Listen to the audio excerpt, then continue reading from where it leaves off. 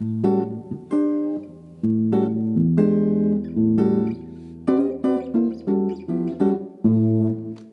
I'm Larry Coryell, and I rock jazz. Well, you got to get a good teacher. Hope that you have enough good fortune to avail yourself of a good teacher who can really lay it on you the right way, because there can be a lot of jive, in my opinion, a lot of extraneous information that you may not need. The main thing is a teacher that will inspire you simply by example. And,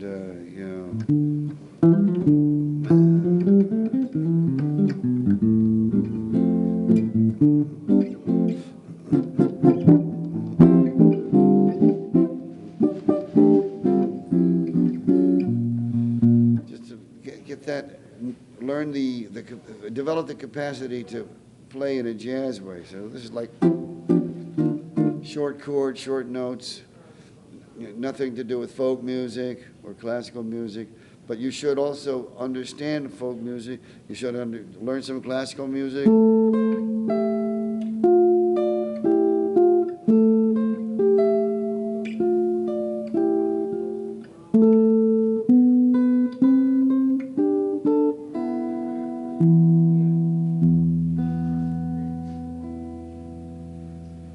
Just to get the feel for the way that was Ravel, the way that stuff, and it's technically challenging. Look at that stretch.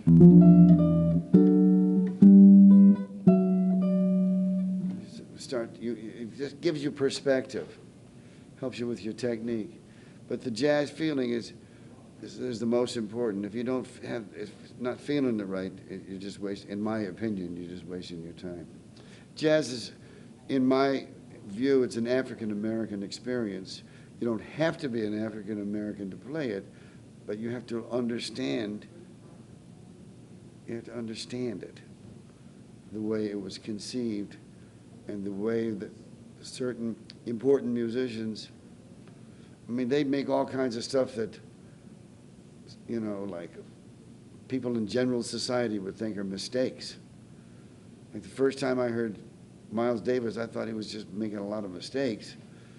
And then when I listened a little bit closer, it started to make sense. It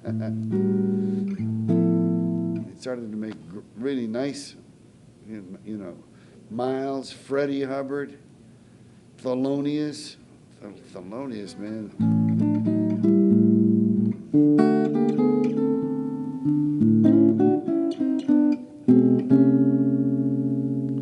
All that dissonance. Thelonious, he was the greatest, man. He jabbed at the piano. He didn't do this. It's important to develop your own voice. You have to decide what you want to do. At the beginning of your career, say when you hit 18 or you're 19, you're committed. Okay, what do I want to do? And once you decide, if you want to be a serious player, play all the right notes, then you have to behave accordingly. Well, you do have to work. You have to work on your art. You have to work on your music. And if you are given talent, if you inherit talent, you have a responsibility to develop it.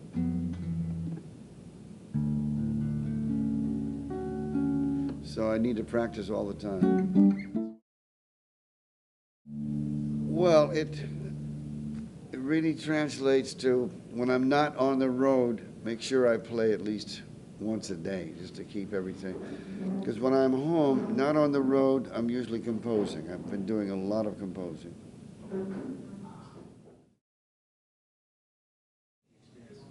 What motivates me, depending on what I'm doing, what motivates me now is if I have an idea that I want to promulgate upon the public, an idea that I feel needs to be made prevalent, then I compose with the intention of making sure that people understand, like, this is the background to my arrangement of Amazing Grace, which I wrote in honor of Dr. Martin Luther King.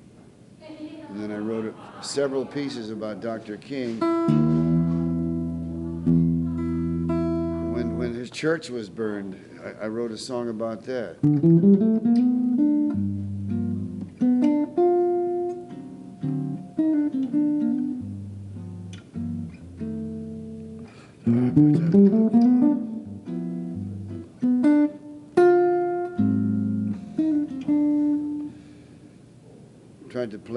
Tried to create a composition that was bluesy and also reflected the enormous emotional impact that the burning of his church, because it goes, it's a little Ellington.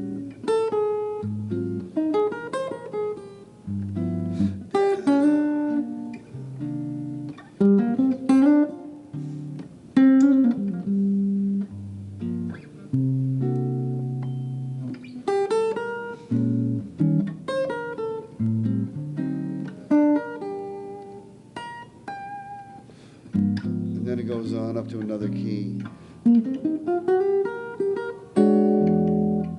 But it makes a little variation. It's not a mirror image of the first section. And I called that project Montgomery, about the Montgomery bus boycott. And what I wanted to do was communicate the importance of Dr. King's behavior during that time, which was he became different. He changed as a human being. He did what we call in Buddhism as human revolution. And a human revolution in just a single individual can change history, and that's what happened. And I want people to be aware that they can also generate their own human revolution. It's about changing.